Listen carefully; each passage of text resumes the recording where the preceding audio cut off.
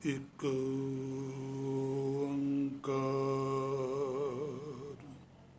ਸਤਿਗੁਰ ਪ੍ਰਸਾਦਿ। ਸਮਰੱਥ ਗੁਰੂ ਸਿਰ ਹੱਥ ਧਰਿਓ, ਗੁਰ ਕੀਨੀ ਕਿਰਪਾ ਹਰਿ ਨਾਮ ਦਿਓ।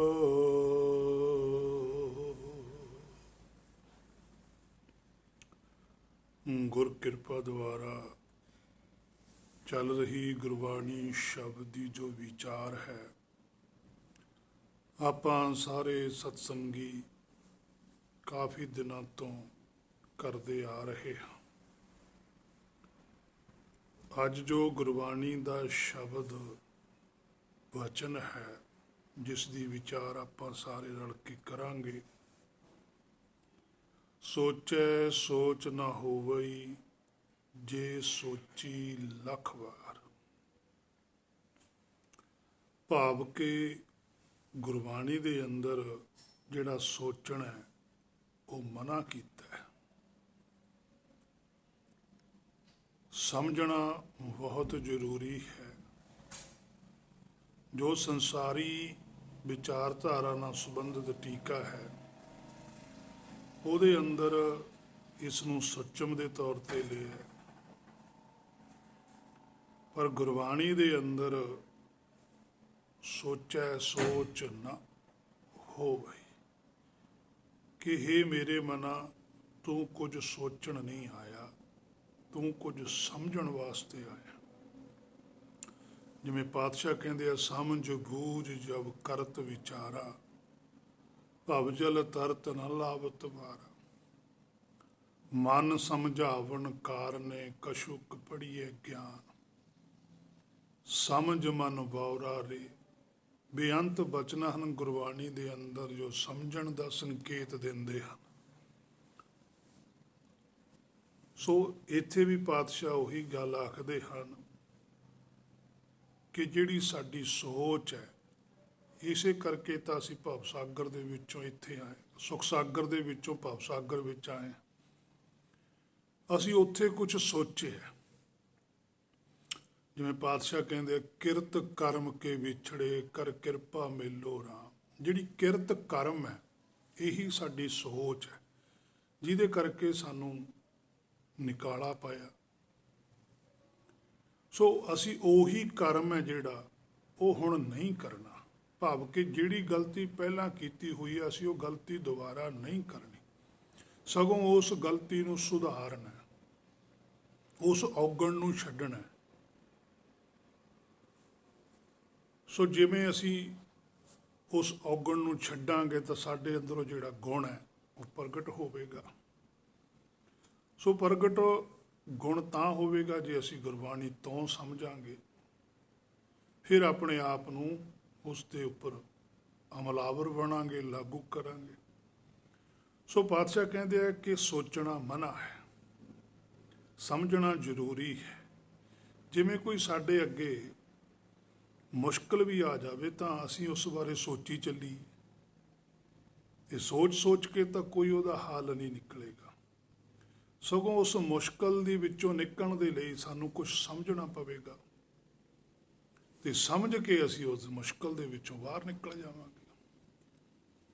ਮੰਨ ਲਓ ਵੀ ਅਸੀਂ ਕਿਸੇ ਕੋਠੇ ਤੇ ਚੜ੍ਹਨਾ, ਜੇ ਹੁਣ ਅਸੀਂ ਸੋਚੀ ਚੱਲੀਏ ਵੀ ਪੌੜੀ ਚਾਹੀਦੀ ਹੈ, ਪੌੜੀ ਦੇ ਉੱਪਰ ਚੜ੍ਹ ਜਾਵਾਂਗੇ, ਫਿਰ ਕੋਠੇ ਤੇ ਚਲੇ ਜਾਵਾਂਗੇ, ਤਾਂ ਇਸ ਤਰ੍ਹਾਂ ਨਾ ਤਾਂ ਪੌੜੀ ਆਵੇਗੀ, ਨਾ ਕੋਠੇ ਤੇ ਜਾਵਾਂਗੇ। ਸੋ ਅਸੀਂ ਪੌੜੀ ਚੱਕਾਂਗੇ, ਪੌੜੀ ਚੱਕ ਕੇ ਕੰਧ ਦੇ ਨਾਲ ਲਾਵਾਂਗੇ, ਤੇ ਪੌੜੀ ਚੜਾਂਗੇ ਤੇ ਕੋਠੇ ਚੜ੍ਹ ਜਾਵਾਂਗੇ। ਇਹ ਹੈ ਸਮਝ।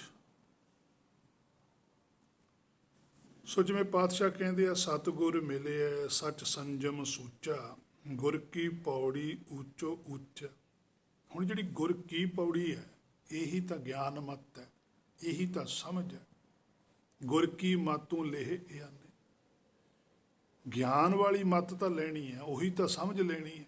ਉਹੀ ਤਾਂ ਅਕਲ ਲੈਣੀ ਹੈ, ਕਿਉਂਕਿ ਅਕਲੀ ਸਾਹਿਬ ਸੇਵੀ ਹੈ, ਅਕਲੀ ਪਾਈ ਹੈ ਮਾਨ। ਅਕਲ ਦੇ ਨਾਲ ਹੀ ਤਾਂ ਸਾਰਾ ਕੁਝ ਬਣਨਾ ਹੈ। ਸੋ ਜਿਹੜੀ ਗੁਰ ਕੀ ਪੌੜੀ ਹੈ ਉਹੀ ਸਮਝ ਹੈ। ਕਰਮ ਮਿਲੈ ਜਮ ਕਾ ਭਾਉ ਮੂਚਾ, ਕਹਿੰਦੇ ਫੇਰ ਉਹ ਬਖਸ਼ਿਸ਼ ਹੋ ਜਾਂਦੀ ਹੈ, ਤੁਰ ਕੀ ਬਾਣੀ ਪ੍ਰਗਟ ਹੋ ਜਾਂਦੀ ਹੈ, ਤੇ ਜਿਹੜਾ ਜਮ ਹੈ, ਭਰਮ ਹੈ, ਬੜਾ ਭਾਰਾ ਹੈ, ਉਹ ਦੂਰ ਹੋ ਜਾਂਦਾ ਹੈ। ਸੋ ਬੇਅੰਤ ਬਚਨਾਂ ਗੁਰਬਾਣੀ ਦੇ ਅੰਦਰ ਵੀ ਪਾਤਸ਼ਾਹ ਨੇ ਅੰਗ 153 ਉੱਪਰ ਵੀ ਕਹਿੰਦੇ ਆ, ਸੱਚ ਪੌੜੀ ਹੀ ਸਾਚੋ ਮੁਖ ਨਾਉ, ਸਤਿਗੁਰ ਸੇਵ ਪਾਏ ਨਿਜ ਥਾਉ। ਹੁਣ ਇੱਥੇ ਵੀ ਪਾਤਸ਼ਾਹ ਨੇ ਉਹੀ ਗੱਲ ਲਿਖੀ ਹੈ ਕਿ ਸੱਚ ਪੌੜੀ ਹੈ। ਪਹਿਲਾਂ ਜਿਹੜਾ ਆਤਮਾ ਤੇ ਪ੍ਰਾਤਮਾ ਦਾ ਇੱਕ ਹੋਣਾ, ਇਹ ਸੱਚ ਹੈ, ਇਹ ਪੌੜੀ ਹੈ।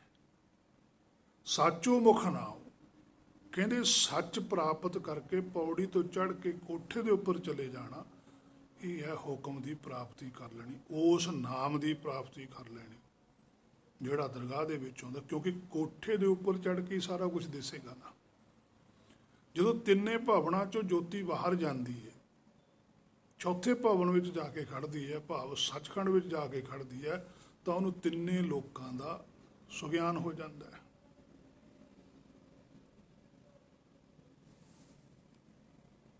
ਸਤਿਗੁਰ ਸੇਵੀ ਪਾਏ ਨਿਜ ਥਾਂ, ਉਹੀ ਤਾਂ ਨਿਜ ਥਾਂ ਹੈ।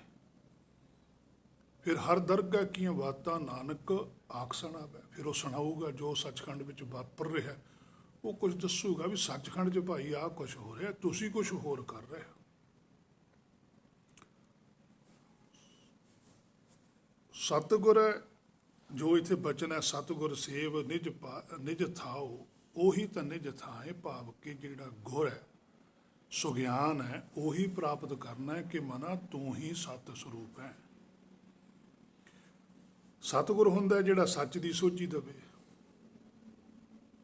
ਚਾਹੇ ਉਹ ਵਿਅਕਤੀ ਹੋਵੇ, ਚਾਹੇ ਉਹ ਲਿਖਤੀ ਰੂਪ 'ਚ ਹੋਵੇ। ਅੱਜ ਸਾਡੇ ਕੋਲ ਗੁਰਬਾਣੀ ਹੈ, ਉਸ ਵੇਲੇ ਪਾਤਸ਼ਾਹੀਆਂ ਸਨ, ਭਗਤ ਸਾਹਿਬਾਨ ਸਨ, ਬੇਅੰਤ ਗੁਰਮੁਖ ਗੁਰਸਿੱਖ ਸਨ, ਜੋ ਮੂੰਹੋਂ ਬੋਲ ਕੇ ਸੱਚ ਦੀ ਜਾਣਕਾਰੀ ਦਿੰਦੇ ਸੀ, ਭਾਵ ਕਿ ਆਤਮ ਸੋਝੀ ਕਰਵਾਉਂਦੇ ਸੀ।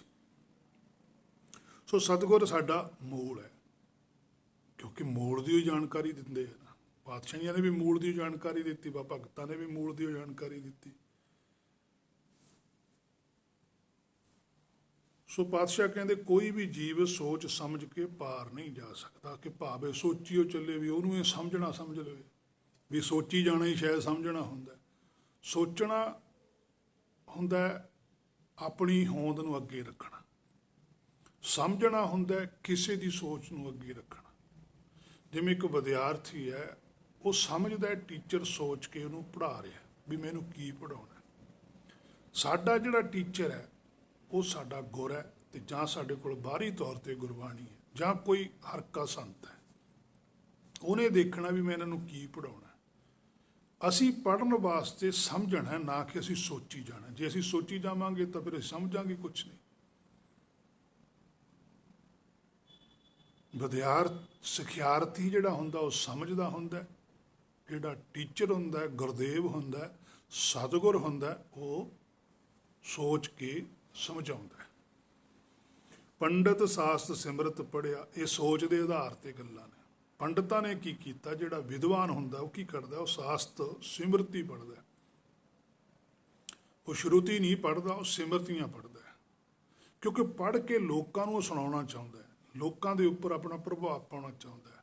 ਪਰ ਜਿਹੜਾ ਗੁਰਮੁਖ ਉਹ ਲੋਕਾਂ ਤੇ ਪ੍ਰਭਾਵ ਨਹੀਂ ਪਾਉਂਦਾ, ਉਹ ਆਪਣੇ ਤੇ ਪ੍ਰਭਾਵ ਪਾਉਣਾ ਚਾਹੁੰਦਾ, ਜੋ ਉਹਨੇ ਸੱਚ ਗੁਰਬਾਣੀ ਤੋਂ ਪੜ੍ਹਿਆ। ਉਹ ਆਪਣੇ ਜੀਵਨ ਨੂੰ ਦੇਖਦਾ, ਨਾ ਕਿ ਉਹ ਲੋਕਾਂ ਨੂੰ ਕਿਸੇ ਨੂੰ ਦੇਖਦਾ। ਸੋ ਕੋਈ ਵੀ ਜੀਵ ਸੋਚ ਕੇ ਪਾਰ ਨਹੀਂ ਜਾ ਸਕਦਾ, ਭਾਵੇਂ ਉਹ ਜਿੰਨੀਆਂ ਮਰਜ਼ੀ ਸਕੀਮਾਂ ਘੜੀ ਚੱਲੇ। ਸੋ ਖਹਿੜਾ ਤਾਂ ਹੈ ਮੇਰੇ ਮਨਾਂ ਗੁਰਬਾਣੀ ਤੋਂ ਸਮਝ ਕੇ ਹੀ ਛੁੱਟੇਗਾ, ਤੇ ਫਿਰ ਇਹ ਮੰਨਣੀ ਵੀ ਪਵੇਗੀ। ਸੋ ਬਾਕੀ ਆਪੋ ਆਪਣੀ ਕੋਸ਼ਿਸ਼ ਹੈ, ਜੋ ਵੀ ਜਿੰਨੀ ਗੁਰਬਾਣੀ ਤੋਂ ਸੋਝੀ ਪ੍ਰਾਪਤ ਕਰਦਾ, ਉਨੀ ਕੁ ਗੁਰਬਾਣੀ ਉਹਦੇ ਹਿਰਦੇ 'ਚ ਬਰਕਤ ਪੈਦਾ ਕਰਦੀ ਹੈ। ਸੋ ਆਪਾਂ ਹੋਰ ਵੀ ਗੁਰਬਾਣੀ 'ਚੋਂ ਵਚਨ ਦੇਖਦੇ ਹਾਂ, ਜਿਵੇਂ ਪਾਤਸ਼ਾਹ ਅੰਗ 477 ਉੱਪਰ ਵੀ ਵਚਨ ਕਰਦੇ ਆ, ਕਹਿੰਦੇ ਦਿਲ ਮਹਿ ਸੋਚ ਵਿਚਾਰ ਕਵਾਦੇ ਭਿਸਤ ਦੋਜਕ ਕਿਨ ਪਾਈ। ਕਹਿੰਦੇ ਦਿਲ ਮਹਿ ਸੋਚ ਵਿਚਾਰ ਕਵਾਦੇ, ਹੁਣ ਇੱਥੇ ਵੀ ਸੋਚ ਹੈ, ਉਹੀ ਸ਼ਬਦ ਇੱਥੇ ਆ, ਉਹੀ ਸ਼ਬਦ ਇੱਥੇ। ਕਹਿੰਦੇ ਦਿਲ ਮੈਂ ਸੋਚ, ਹੁਣ ਦਿਲ ਦੇ ਵਿੱਚ ਤਾਂ ਕਹਿੰਦੇ ਤੇਰੇ ਸੋਚਾਂ ਚੱਲਦੀਆਂ ਨੇ, ਵਿਚਾਰਾਂ ਚੱਲੀ ਜਾਂਦੀਆਂ ਨੇ। ਕਵਾਤੇ ਭਿਸਤ ਦੋਜਕ ਕਿਨ ਪਾਈ, ਕਹਿੰਦੇ ਪਰ ਇਸ ਗੱਲ ਦੀ ਸੋਝੀ ਤੇ ਹੈ ਨਹੀਂ ਵੀ ਭਿਸਤ ਕਿਹਨੇ ਪਾਇਆ। ਸਵਰਗ ਇਸਲਾਮ ਦੇ ਵਿੱਚ ਕਹਿੰਦੇ ਦੋਜਕ ਨਰਕ ਕਹਿੰਦੇ ਕਿਨ ਪਾਈ। ਕਹਿੰਦੇ ਇਹ ਨਹੀਂ ਤੂੰ ਸੋਚਦਾ ਵਿਚਾਰਦਾ ਵੀ ਮੇਰੇ ਅੰਦਰ ਜੋ ਮੈਂ ਕੁਝ ਕਰ ਰਿਹਾ ਧਰਮ ਦੀ ਕਿਰਿਆ, ਉਹਦੇ ਨਾਲ ਮੇਰੇ ਅੰਦਰ ਭਿਸਤ ਹੋ ਰਿਹਾ ਕਿ ਦੋਜਕ ਹੋ ਰਿਹਾ। हे ਮੇਰੇ ਮਨਾ, ਇਹ ਤੈਂ ਸਵੈਮ ਆਪਣੇ ਅੰਦਰ ਦੇਖਣਾ ਵੀ ਤੇਰੇ ਅੰਦਰ ਜੋ ਤੂੰ ਗੁਰਬਾਣੀ ਦੀਆਂ ਕਿਰਿਆਵਾਂ ਭਾਵ ਕਿ ਧਰਮ ਦੀਆਂ ਕਿਰਿਆਵਾਂ ਕਰਦਾ ਹੈ, ਇਹਦੇ ਨਾਲ ਤੇਰੇ ਅੰਦਰ ਸ਼ਾਂਤੀ ਹੋ ਰਹੀ ਹੈ ਕਿ ਜਾਂ ਤ੍ਰਿਸ਼ਨਾ ਦੀ ਅੱਗ ਵੱਧ ਰਹੀ ਹੈ। ਅੰਗ 483 ਉੱਪਰ ਵੀ ਪਾਤਸ਼ਾਹ ਕਹਿੰਦੇ ਕਾਜੀ ਸਾਹਿਬ ਏਕ ਤੋਹੀ ਮਹਿ ਤੇਰਾ ਸੋਚ ਵਿਚਾਰ ਨਾ ਦੇਖ। हे ਕਾਜੀ, हे ਮੇਰੇ ਮਨਾ, ਸਾਹਿਬ ਏਕ ਤੋਹੀ ਮੈਂ, ਉਹੀ ਤਾਂ ਹੁਕਮ ਤੇਰੇ ਅੰਦਰ ਵੀ ਚੱਲਦਾ, ਉਹੀ ਮੂਲ ਤੇਰੇ ਅੰਦਰ ਹੈ ਜਿਹੜਾ ਮੇਰੇ ਅੰਦਰ। ਤੇਰਾ ਸੋਚ ਵਿਚਾਰ ਨਾ ਦੇਖ, ਕਹਿੰਦੇ ਕਦੇ ਸੋਚ ਕੇ ਵਿਚਾਰੇ ਹੀ ਨਹੀਂ ਹੈਗਾ, ਹਰ ਵੇਲੇ ਸੋਚ ਦੇ ਆਧਾਰ ਤੇ ਰਿਹਾ, ਵਿਚਾਰ ਨਾ ਦੇਖੇ, ਕਦੇ ਵਿਚਾਰਿਆ ਤਾਂ ਹੈ ਨਹੀਂ ਕਿ ਜਿਹੜੀ ਮੇਰੇ ਅੰਦਰੋਂ ਸੋਚ ਪੈਦਾ ਹੁੰਦੀ ਹੈ ਕੌਣ ਕਰਦਾ ਹੈ, ਇਹ ਕਿੱਥੋਂ ਪੈਦਾ ਹੁੰਦੀ ਹੈ। ਜਿਵੇਂ ਹਨੇਰੇ ਵਿੱਚੋਂ ਕੋਈ ਆਵਾਜ਼ ਆਉਂਦੀ ਹੈ, ਸਾਨੂੰ ਆਵਾਜ਼ ਸੁਣਦੀ ਹੈ, ਪਰ ਜੇ ਅਸੀਂ ਆਵਾਜ਼ ਜਿੱਧਰੋਂ ਆਉਂਦੀ ਅਸੀਂ ਉੱਧਰ ਨੂੰ ਜਾਈ ਚੱਲੀਏ, ਤੁਰੀ ਚੱਲੀਏ, ਤਾਂ ਅਸੀਂ ਉੱਥੇ ਪਹੁੰਚ ਜਾਵਾਂਗੇ ਜਿੱਥੋਂ ਆਵਾਜ਼ ਆ ਰਹੀ ਹੈ। ਪਰ ਉਹਦੇ ਲਈ ਸਾਨੂੰ ਵਿਚਾਰ ਕਰਨੀ ਪਵੇਗੀ, ਵਿਚਾਰ ਕੇ ਸਾਨੂੰ ਪੈਰ ਧਰਨਾ ਪਵੇਗਾ, ਵਿਚਾਰ ਕੇ ਤੁਰਨਾ ਪਵੇਗਾ। ਸੋ ਇਸੇ ਤਰ੍ਹਾਂ ਹੀ ਪਰਮਾਰਥ ਦੇ ਅੰਦਰ ਵੀ ਹੈ ਜਿਹੜਾ ਹੁਕਮ ਆ ਉਹ ਸਾਡੇ ਹਿਰਦੇ 'ਚੋਂ ਹੀ ਚੱਲਦਾ ਹੈ। ਜਦੋਂ ਸਾਡਾ ਮਨ ਬੁੱਧੀ ਸੋਚਣਾ ਛੱਡ ਕੇ ਸਮਝਣ ਲੱਗ ਜਾਂਦੀ ਹੈ ਵੀ ਇਹ ਹੁਕਮ ਆਉਂਦਾ ਕਿੱਥੋਂ ਹੈ, ਕਿਹੜੀ ਧੁਨ ਹੈ, ਕਿਹੜਾ ਘਾਟ ਹੈ, ਕਿਹੜਾ ਹਿਰਦਾ ਹੈ, ਫਿਰ ਜਦੋਂ ਵਿਚਾਰ ਲੱਗ ਜਾਂਦੀ ਹੈ ਮਨ ਬੁੱਧੀ, ਇਹ ਫਿਰ ਹੌਲੀ ਹੌਲੀ ਉੱਥੇ ਜਾ ਕੇ ਪਹੁੰਚ ਜਾਂਦੇ ਆ। ਰੰਗ ਲਾਗਤ ਲਾਗਤ ਲਾਗਤ ਹੈ, ਜਮ ਭਾਗਤ ਭਾਗਤ ਭਾਗਤ ਹੈ। ਫਿਰ ਭਰਮ ਵੀ ਦੂਰ ਹੋਣਾ ਸ਼ੁਰੂ ਹੋ ਜਾਂਦਾ, ਕਿਉਂਕਿ ਜਿਉਂ-ਜਿਉਂ ਨੇੜੇ ਜਾਂਦਾ ਤਿਉਂ-ਤਿਉਂ ਆਵਾਜ਼ ਜ਼ਿਆਦਾ ਕਲੀਅਰ ਸੁਣਦੀ ਹੈ। ਜਿਉਂ-ਜਿਉਂ ਮਨ ਮਾਇਆ ਨੂੰ ਛੱਡ ਕੇ ਹਿਰਦੇ 'ਚ ਨੂੰ ਜਾਣਾ ਸ਼ੁਰੂ ਕਰਦਾ ਤਿਉਂ-ਤਿਉਂ ਇਹਨੂੰ ਹੁਕਮ ਦੀ ਸੋਝੀ ਜ਼ਿਆਦਾ ਆਈ ਜਾਂਦੀ ਹੈ। ਇੱਕ ਦਿਨ ਐਸਾ ਆ ਜਾਂਦਾ ਹੈ ਕਿ ਬ੍ਰਹਮ ਗਿਆਨੀ ਕੈ ਮਨ ਪ੍ਰਕਾਸ਼, ਜੈਸੇ ਧਰ ਉੱਪਰ ਆਕਾਸ਼। ਜਿਵੇਂ ਬਾਹਰ ਮਾਇਆ 'ਚ ਆਕਾਸ਼ ਦੀਂਦਾ, ਇਹਦੇ ਜਿੰਨੀ ਸੁਗਿਆਨ ਹੋ ਜਾਂਦਾ ਜਦੋਂ ਮਨ ਆਪਣੇ ਮੂਲ ਨਾਲ ਜੁੜ ਜਾਂਦਾ, ਗਿਆਨੀ ਬਣ ਜਾਂਦਾ ਹੈ। ਸੋ 59 ਅੰਗ ਦੇ ਉੱਪਰ ਪਾਤਸ਼ਾਹ ਕਹਿੰਦੇ ਆ ਕਾਇਆ ਸੋਚ ਨਾ ਪਾਈ ਹੈ ਬਿਨ ਹਰ ਭਗਤੀ ਪਿਆਰ। ਕਹਿੰਦੇ ਕਾਇਆ ਸੋਚ ਨਾ ਪਾਈ ਹੈ, ਕਹਿੰਦੇ ਜਿਹੜੀ ਕਾਇਆ ਅੰਦਰਲੀ ਹੈ ਜੀਵ ਹੈ, ਉਹਨੂੰ ਉਪਦੇਸ਼ ਦਿੰਦੇ ਆ ਵੀ ਸੋਚ ਨਾ ਪਾਈ ਹੈ, ਕਿ ਸੋਚ ਨਾਲ ਕੁਛ ਵੀ ਪ੍ਰਾਪਤ ਨਹੀਂ ਹੁੰਦਾ ਬਿਨ ਹਰ ਭਗਤੀ।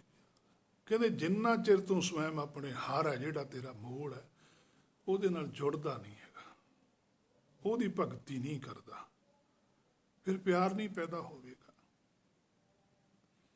ਅੰਗ 135 ਉੱਪਰ ਵੀ ਪਾਤਸ਼ਾਹ ਕਹਿੰਦੇ ਕਤਿਕ ਹੋਵੇ ਸਾਧ ਸੰਗ ਬਿਨ ਸਹਿ ਸਭੇ ਸੋਚ। ਕਤਿਕ ਹੋਵੇ, ਕਿੰਨਾ ਕੁ ਚਿਰ। ਹੁਣ ਕੱਤਕ ਨੂੰ ਅਸੀਂ ਕੱਤਕ ਮਹੀਨਾ ਬਣਾ ਲਿਆ, ਸਾਡੀ ਆਪਣੀ ਭਾਸ਼ਾ ਹੈ, ਪਰ ਗੁਰਬਾਣੀ ਮੁਤਾਬਕ ਹੈਗਾ ਕਤਿਕ ਕਦੋਂ ਤੱਕ ਹੋਵੇ। ਸਾਧ ਸੰਗ ਕਦੋਂ ਹੋਊਗਾ, ਸਾਧ ਦਾ ਸੰਗ ਕਹਿੰਦੇ ਬਿਨ ਸਹਿ ਸਭੇ ਸੋਚ। ਕਹਿੰਦੇ ਜਦੋਂ ਤੇਰੇ ਅੰਦਰੋਂ ਹਰ ਪ੍ਰਕਾਰ ਦੀ ਸੋਚ ਬਿਨਸ ਜੂਗੀ ਉਦੋਂ ਤੇਰਾ ਸਾਧ ਦੇ ਨਾਲ ਸੰਗ ਹੋ ਜਾਣਾ। ਮਨ ਨੂੰ ਆਖ ਰਹੇ ਕਿ ਮਨਾ ਜੇ ਤੂੰ ਆਪਣੀ ਸੋਚ ਛੱਡ ਦਵੇਂ, ਜਿਹੜਾ ਤੇਰੇ ਹਿਰਦੇ 'ਚ ਸਾਧ ਬੈਠਾ ਉਹਦਾ ਸੰਗ ਹੋ ਜਾਣਾ। ਕਿਉਂਕਿ ਪਹਿਲਾਂ ਮਨ ਨੇ ਸਵਾਲ ਕੀਤਾ, ਕਿਸੇ ਗੁਰਮੁਖ ਨੇ ਕਿਹਾ ਵੀ ਤੂੰ ਸਾਧ ਦੀ ਸੰਗਤ ਕਰ ਫਿਰ ਤੇਰੀ ਸੋਚ ਛੁੱਟੂਗੀ। ਉਹ ਕਹਿੰਦਾ ਵੀ ਕਦੋਂ ਤੱਕ ਹੋਊਗਾ, ਫਿਰ ਉਹ ਕਹਿੰਦੇ ਸਾਧ ਨਾਲ ਜੁੜ ਜਾ ਆਪਣੇ ਮੂਲ ਨਾਲ, ਸੋਚ ਛੱਡ ਦੇ, ਸਮਝਣ ਲੱਗ ਜਾ ਤੇ ਉਹਦੇ ਨਾਲ ਜੁੜ ਜਾਏਗਾ।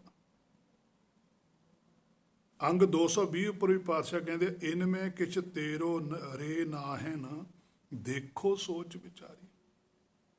ਕਹਿੰਦੇ ਜੋ ਕੁਛ ਵੀ ਹੈ ਤੇਰਾ ਇਸ ਸੰਸਾਰ ਦੇ ਅੰਦਰ, ਜੋ ਵੀ ਤੂੰ ਮੰਨੀ ਬੈਠਾ, ਮਨ ਨੂੰ ਕਹਿੰਦੇ ਤੇਰੋ ਰੇ ਨਾ, ਤੇਰਾ ਨਹੀਂ ਹੈ।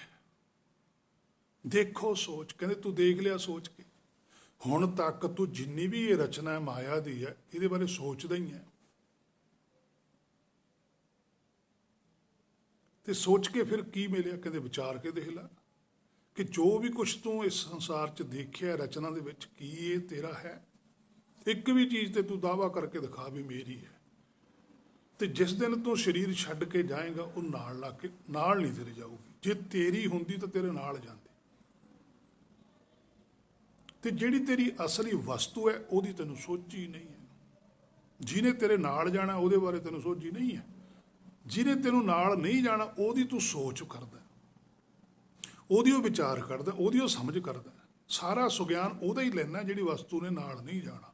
ਪਰ ਜਿਹੜੀ ਵਸਤੂ ਨੇ ਨਾਲ ਜਾਣਾ ਉਹਦੇ ਵੱਲੋਂ ਅਵੇਸਲ ਹੈ, ਉਹਦੇ ਬਾਰੇ ਗਾਫਲਤਾਈ ਹੈ, ਉਹਦੇ ਬਾਰੇ ਕੋਈ ਸੋਚ ਨਹੀਂ, ਕੋਈ ਸਮਝ ਨਹੀਂ ਹੈ।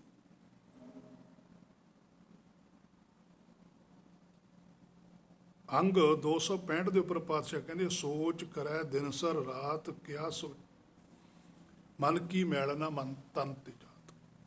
ਕਹਿੰਦੇ ਸੋਚ ਕਰੈ ਦਿਨ ਸਰ ਰਾਤ। ਹੁਣ ਦਿਨ ਰਾਤ ਕਹਿੰਦੇ ਤੂੰ ਸੋਚੀ ਜਾਂਦਾ ਬੇਟਾ। ਕਹਿੰਦੇ ਮਨ ਕੀ ਮੈਲ ਨਾ ਤਨ, ਮਨ ਦੀ ਮੈਲ ਕਿਵੇਂ ਜਾਊਗੀ? ਮਨ ਨੂੰ ਮੈਲ ਤਾਂ ਸੋਚ ਦੀ ਉਹ ਲੱਗਦੀ ਹੈ।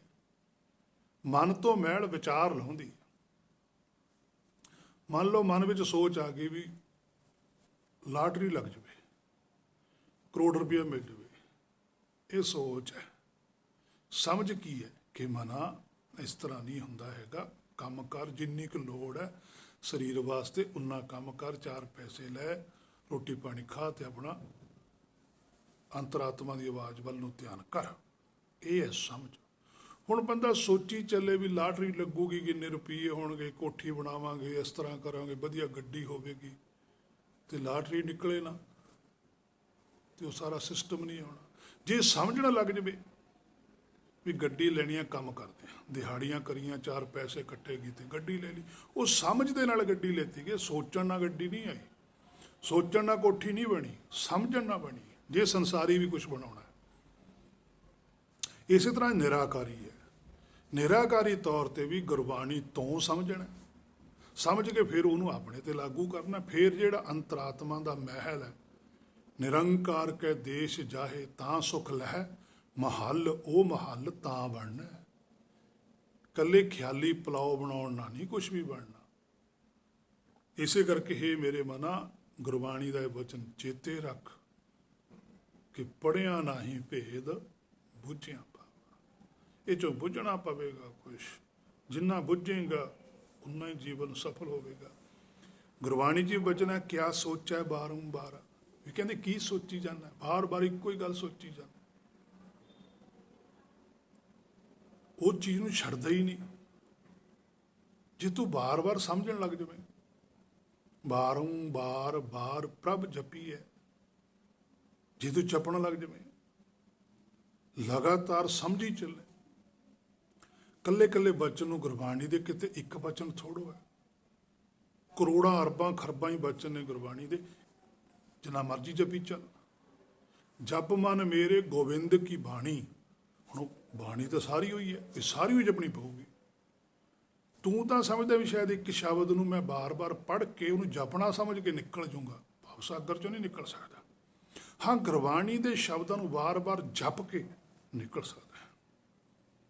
ਜਿਨ੍ਹਾਂ ਨੇ ਜਪਿਆ ਉਹ ਭਵ ਸਾਗਰ ਚੋਂ ਪਾਰ ਨੇ, ਜਿਨ੍ਹਾਂ ਨੇ ਬਾਰ-ਬਾਰ ਪੜ੍ਹਿਆ ਉਹ ਭਵ ਸਾਗਰ ਦੇ ਅੰਦਰ ਹੈ। ਕਿਉਂਕਿ ਗੁਰਬਾਣੀ ਉਹ ਕਹਿੰਦੀ ਹੈ, ਪੜ੍ਹ ਪੜ੍ਹ ਗੱਡੇ ਲੱਦੀ ਹੈ, ਪੜ੍ਹ ਪੜ੍ਹ ਭਰੀਏ ਸਾਥ, ਜੇਤੇ ਪੜ੍ਹੀਏ ਵਰਸ ਵਰਸ ਤੇਤੇ ਪੜ੍ਹੀਏ। ਜਿਨ੍ਹਾਂ ਨੇ ਪੜ੍ਹਿਆ ਉਹ ਇਸੇ ਸੰਸਾਰ 'ਚ ਰਹੇ ਨੇ। ਜਿਨ੍ਹਾਂ ਨੇ ਗੁਰਬਾਣੀ ਤੋਂ ਪੜ੍ਹ ਕੇ ਆਪਣੇ ਆਪ ਨੂੰ ਸਮਝ ਲਿਆ, ਆਪਣੇ ਆਪ ਨੂੰ ਜਾਣ ਲਿਆ, ਆਪਣੇ ਸਰੂਪ ਨੂੰ ਪਛਾਣ ਲਿਆ, ਉਹ ਭਵ ਸਾਗਰ ਤੋਂ ਪਾਰ ਚਲੇ ਜਾਂਦੇ। ਤਾਂ ਹੀ ਲਿਖਿਆ ਨਾ, ਸਮਝ ਬੂਝ ਜੋ ਕਰਤ ਵਿਚਾਰਾ, ਭਵ ਜਲ ਤਰਤ ਨਾ ਲਾਭਤ ਬਾਰਾ। ਪਤਾ ਵੀ ਨਹੀਂ ਲੱਗਦਾ ਵੀ ਕਦੋਂ ਤਰ ਗਏ। ਸੋ ਇਹ ਮੇਰੇ ਮਨਾ, ਇਸ ਗੱਲ ਦੀ ਤੈਨੂੰ ਵਿਚਾਰ ਕਰਨੀ ਪਵੇਗੀ। ਇਹ ਬਚਨ ਸੀ ਸਾਹਿਬ ਦਾ, ਸੋਚੈ ਸੋਚ ਨਾ ਹੋਵੇ। ਕਿ ਤੂੰ ਸੋਚਣ ਨਹੀਂ ਆਇਆ, ਤੂੰ ਕੁਛ ਸਮਝਣ ਆਇਆ। ਜਿੰਨਾ ਤੂੰ ਗੁਰਬਾਣੀ ਤੋਂ ਸਮਝੇਗਾ ਤੇ ਉਨਾ ਹੀ ਤੇਰਾ ਭਲਾ ਹੋਵੇਗਾ। ਜੇ ਸੋਚਾਂ 'ਚ ਹੀ ਲੱਗਿਆ ਰਿਹਾ ਤਾਂ ਲੱਖ। ਕਹਿੰਦੇ ਫਿਰ ਬੁੱਝ ਕੁਛ ਨਹੀਂ ਹੋਣਾ। ਪ੍ਰਾਪਤੀ ਕੁਛ ਨਹੀਂ ਹੋਣੀ। ਵਾਰ ਆ ਤੇਰੇ ਕੋਲ ਵਾਰੀ ਹੈ, ਆ ਲਾਸਟ ਵਾਰੀ ਹੈ। ਭਈ ਪ੍ਰਾਪਤ ਮਾਨੁਖ ਦੇ ਹੁਰੀਆ, ਗੋਬਿੰਦ ਮਿਲਣ ਕੀ, ਇਹ ਤੇਰੀ ਵਾਰੀ ਆ ਵਾਰੀ ਹੈ। ਫਿਰ ਇਹ ਵਾਰੀ ਵੀ ਖੁੰਝ ਜੂਗੀ। ਫਿਰ ਅੱਗੇ ਜਿਹੜਾ ਸਰੀਰ ਮਿਲਣਾ ਉਹ ਪਤਾ ਨਹੀਂ ਕਿਹੜਾ ਮਿਲਣਾ, ਉਸ ਬਾਰੇ ਤਾਂ ਕੋਈ ਗਰੰਟੀ ਨਹੀਂ ਵੀ ਕਿਹੜਾ ਮਿਲਣਾ। ਫਿਰ ਜਿਹੜਾ ਮਿਲੂਗਾ ਫਿਰ ਉੱਥੋਂ ਜੀਵਨ ਸ਼ੁਰੂ ਹੋ ਜਾਊਗਾ। ਤਾਂ ਹੀ ਹੈ ਮੇਰੇ ਮਨਾ ਬਾਰ-ਬਾਰ ਗੁਰਬਾਣੀ ਤੈਨੂੰ ਸੋਝੀ ਕਰਾਉਂਦੀ ਹੈ ਕਿ ਆਵ ਕੀ ਵਾਰ ਬਖਸ਼ ਬੰਦੇ ਕੋ ਬਹਰ ਨਾ ਪਬ ਜਲ ਵੀਰ। ਹੁਣ ਤੇਰੇ ਕੋਲ ਸਮਾਂ ਹੈ, ਬਾਰ-ਬਾਰ ਗੁਰਬਾਣੀ ਤੋਂ ਸੋਝੀ ਪ੍ਰਾਪਤ ਕਰ ਤੇ ਉਸ ਨੂੰ ਆਪਣੇ ਤੇ ਲਾਗੂ ਕਰ ਤਾਂ ਕਿ ਤੇਰਾ ਜੀਵਨ ਸਫਲ ਹੋ ਸਕੇ। ਹੋਈਆਂ ਬੇਅੰਤ ਭੁੱਲਾਂ ਦੀ ਖਿਮਾ। ਵਾਹਿਗੁਰੂ ਜੀ ਕਾ ਖਾਲਸਾ, ਵਾਹਿਗੁਰੂ ਜੀ ਕੀ ਫਤਿਹ।